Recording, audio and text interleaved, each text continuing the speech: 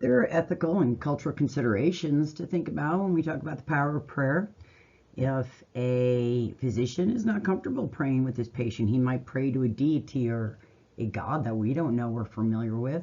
Or does it say, I can't do it, I need a higher power or a divine intervention to step in? When we talk about cultural competence, we talk about cultural intelligence. There are religious beliefs that can affect certain attitudes. If someone's a Jehovah's Witness and they don't use any kind of alternate blood products, that could be a problem. There are different arguments for and against prayer.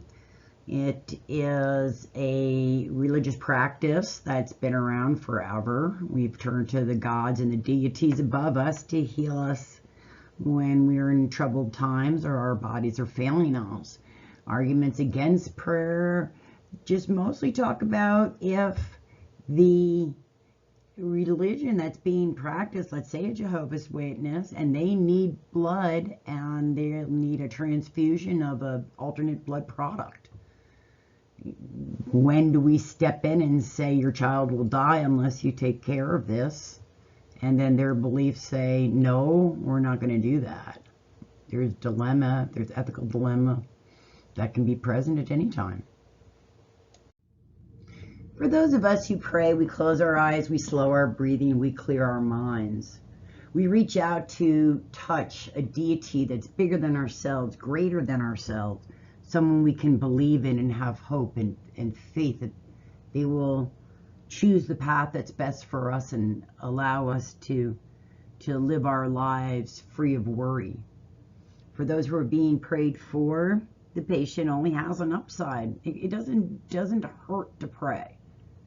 We know with Lady Diana, Princess Diana, when she was in the hospital, millions prayed for her.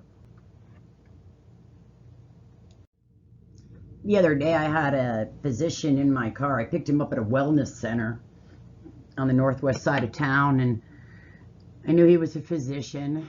He certainly had the look, clean shaven, nicely dressed. And he was in my Uber, and I told him I was working on a project about the power of prayer. And I said, how would you feel if one of your patients said to you, hey, let's pray together? This man lit up. He thought that was the greatest thing. He said, I would love it. And I said to him, well, what happens if you were agnostic or didn't believe in the power of prayer? He said, well, no one would ever think that of me. And I immediately knew that this man was a man of God and allowed faith and a spiritual connection to be part of his practice. We went on to talk about self-image, and those sometimes who are being prayed for might think, am I worthy?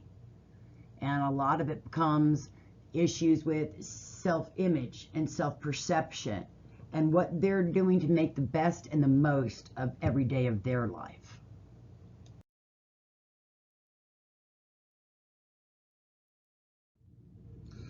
In conclusion, I have thought about the power of prayer for a number of days now.